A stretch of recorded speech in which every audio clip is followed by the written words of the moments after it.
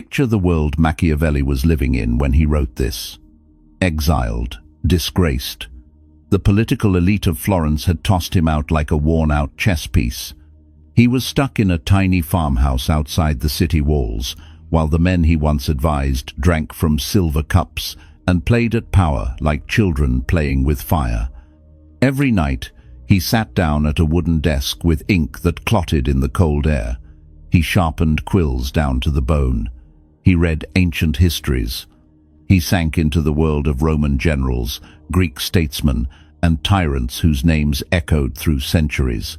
And out of all that noise, he started noticing something embarrassing. The same pattern kept repeating. The same downfall. The same wound. Not from war. Not from politics. But from women. Not because women were villains or sirens or poisoners in the night. Machiavelli wasn't a fool. He wasn't scared of women. He was scared of men's delusions. He saw powerful men crumble because they couldn't separate what they wanted from what actually existed. They weren't destroyed by real women. They were destroyed by fantasies wearing human faces. So one night, in a moment of irritation and maybe pity, he scratched down a note that future historians would forget, dismiss, or stuff into footnotes. But if you read it carefully, if you understand the way his mind worked, you realize it's not a note at all. It's a diagnosis. It begins with a single brutal line. Men lose power when they mistake their desires for reality. You can almost hear him sighing through the parchment. This was a man who wrote advice for kings, someone who'd seen entire governments collapse because rulers believed their feelings were facts. What he noticed was that the battlefield men most easily lose is the one inside their own skull. Machiavelli spent pages describing how men secretly build imaginary versions of the women they date, pursue, admire, or fear. He said most relationships aren't between two people. They're between a real woman and a hallucination the man desperately protects. It wasn't moral judgment, it was observation.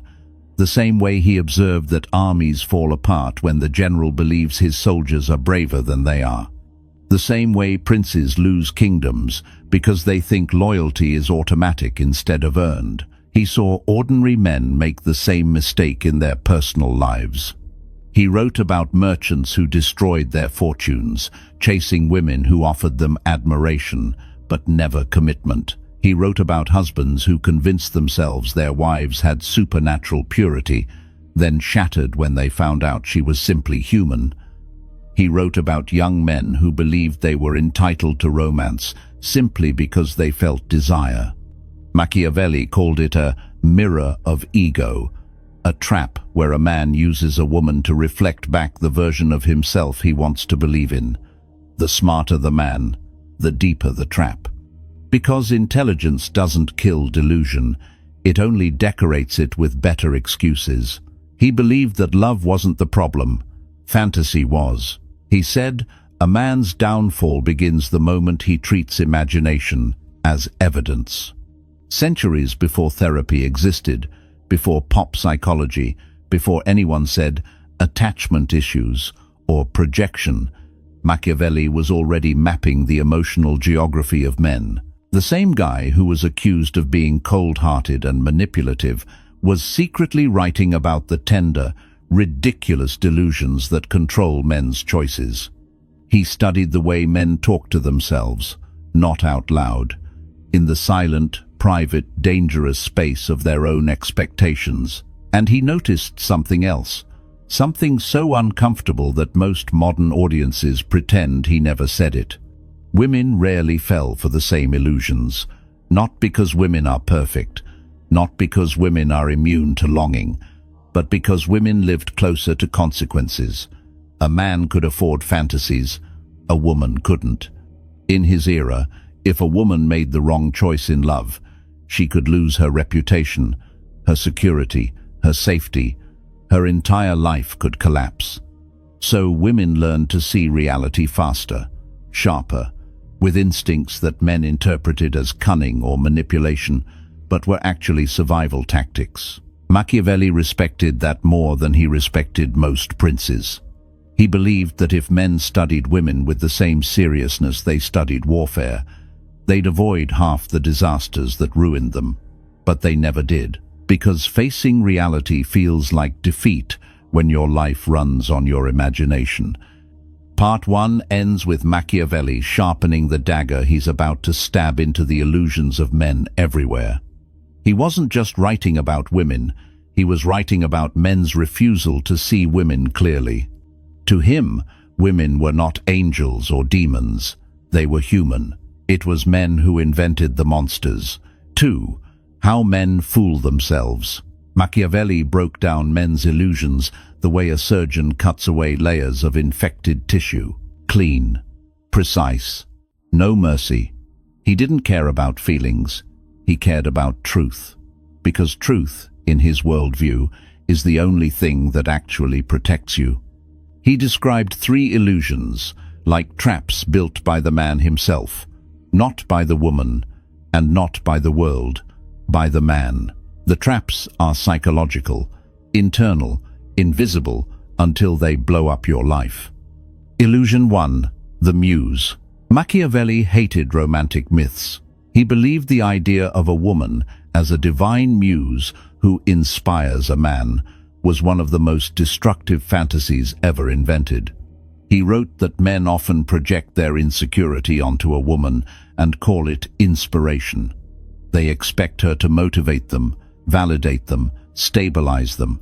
He said men don't fall for a woman. They fall for the feeling she gives them about themselves. A woman smiles at him, and suddenly he thinks he's valuable. She laughs at his joke, and suddenly he thinks he's charismatic. She pays attention to him, and he thinks he's found meaning. Machiavelli believed that the desire to be seen drives men into illusions faster than love does. When a woman offers a moment of emotional clarity, the man inflates it into destiny. He gives her supernatural significance when she's simply a person having a conversation. The worst part? He believes his feelings are evidence. Once that illusion takes root, the man becomes blind to her boundaries, her intentions, her humanity. Illusion. 2. The Savior. This illusion is louder, messier, more self-righteous. Machiavelli said the man who tries to save a woman is usually trying to avoid saving himself. He described men who believe they can heal a woman's trauma, fix her behavior, or rescue her from her own life. He ridiculed the fantasy that love can purify someone who hasn't chosen to change. He considered it a strange form of arrogance, a disguised hunger for control. He said men who chase the savior illusion are often terrified of their own emptiness. Helping her is easier than facing themselves. So they create a narrative where she is broken and he is noble, where she needs him, where he becomes the hero in his own emotional novel. He called it charity of ego. A man helping a woman not out of compassion, but out of desperation to prove he matters. When reality eventually shows up, the man gets angry. Not because she failed him, but because she failed his fantasy role for her. Machiavelli believed this illusion leads to resentment, chaos, and sometimes cruelty. Because you cannot rescue someone who never asked to be saved, you can only exhaust yourself. Illusion. 3. The Ideal. This is the illusion Machiavelli despised the most. The idea that somewhere in the world exists the perfect woman, tailored, flawless, designed to match the man's needs. He said, this illusion is the most widespread because it feeds the male ego perfectly. The ideal woman always loves him, always understands him, always forgives him, always supports him, never challenges him, never exposes his flaws, never demands self-reflection. Machiavelli saw the ideal as a psychological escape hatch for men who fear intimacy. The more scared a man is of being truly seen, the more obsessed he becomes with the hypothetical perfect partner. A woman so perfect, she can't possibly exist. He warned that chasing the ideal turns men into addicts. Addicted to hope, addicted to imagination, addicted to potential instead of reality. He wrote, "The man who searches for perfection is afraid of a witness, the witness being a real woman who sees who he actually is. Luxury of delusion ruins the discipline of perception." Machiavelli said, "This mental weakness transfers into everything: work, ambition, decisions. You don't just fool yourself in relationships, you fool yourself everywhere. The illusions blur into life choices." He said men who lie to themselves in love will lie to themselves in politics, economics, and self-governance. They become unreliable rulers of their own lives.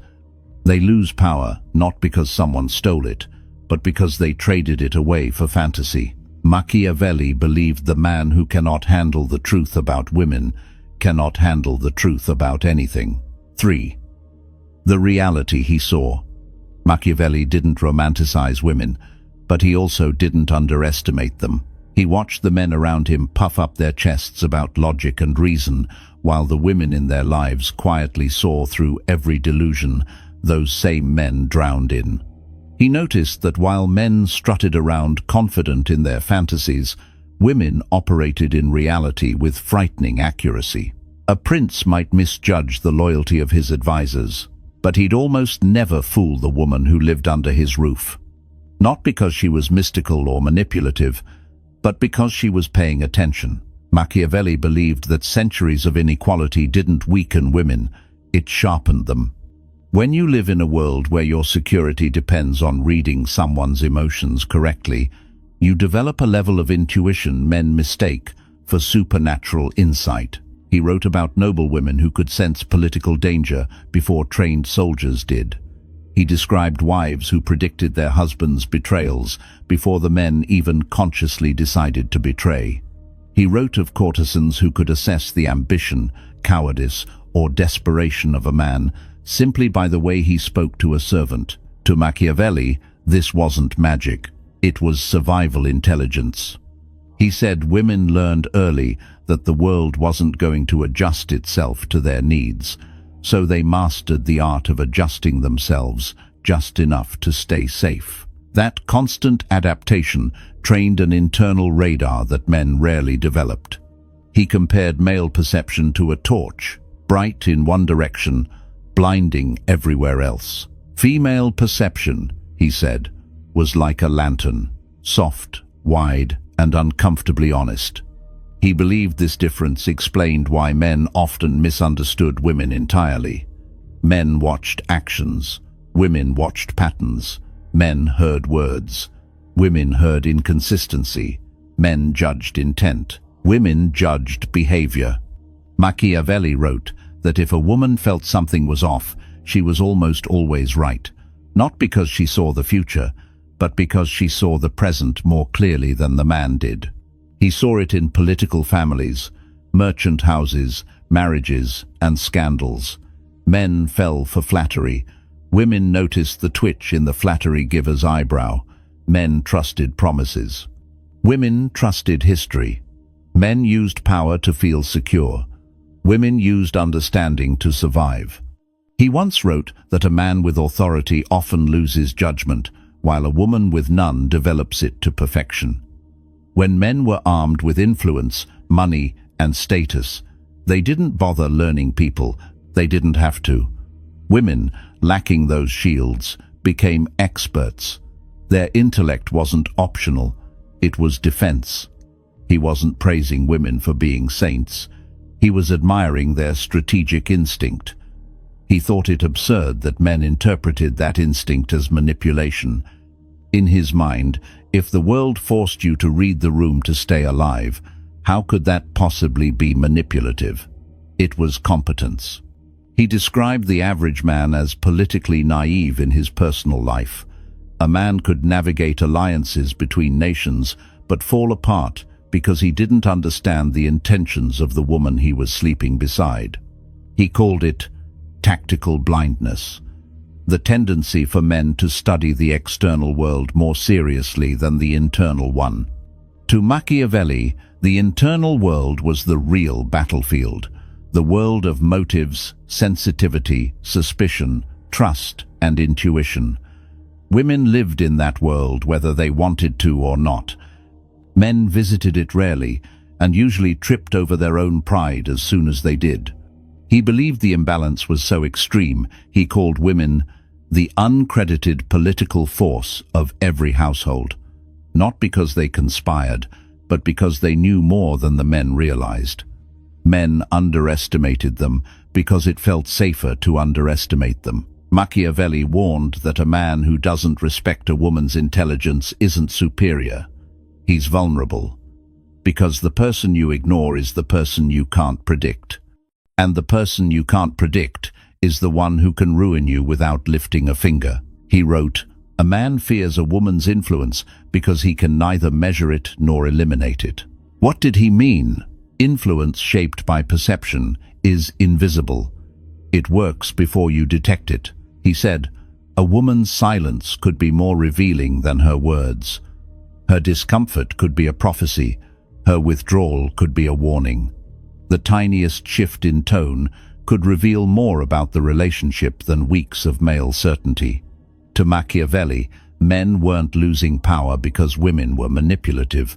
They were losing power because women were observant. And he thought it foolish that men refused to learn from that.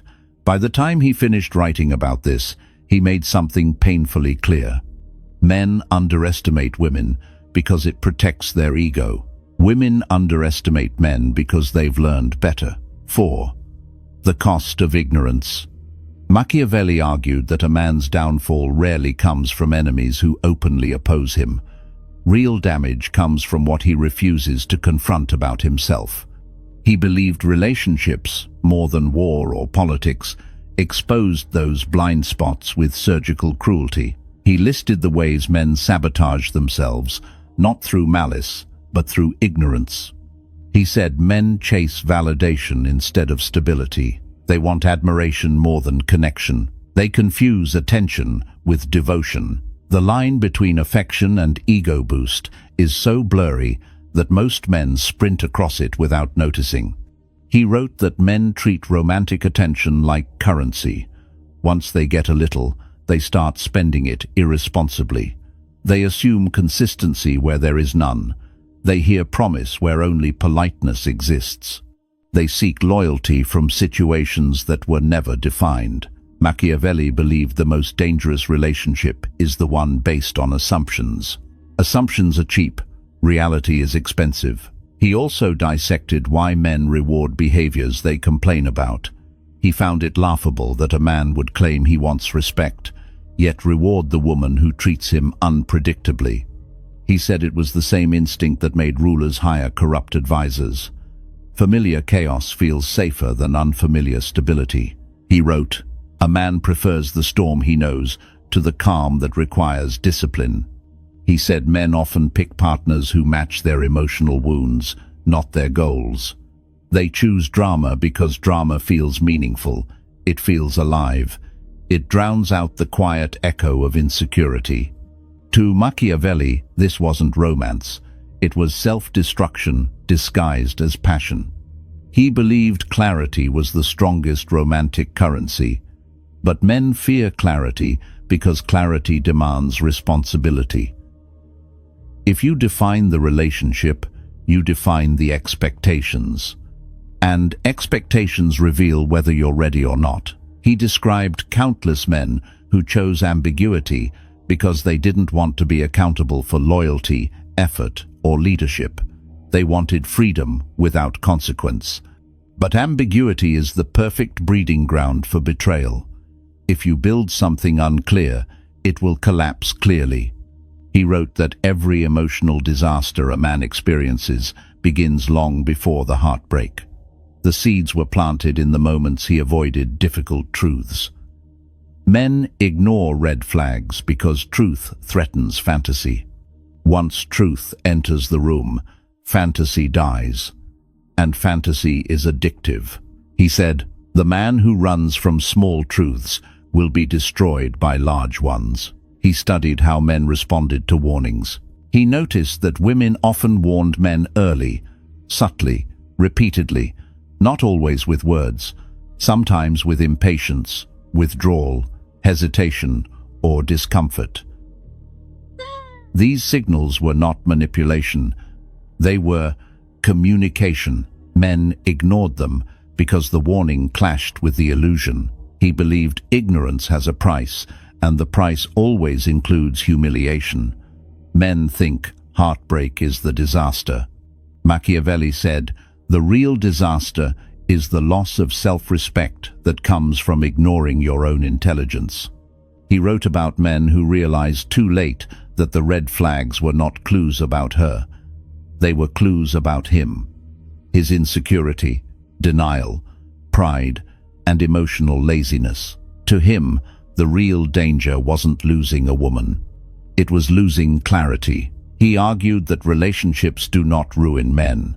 Men ruin themselves, and relationships reveal it. Women become mirrors not because they choose to be, but because intimacy exposes everything. He ended this section with a harsh truth. A man who cannot face truth in love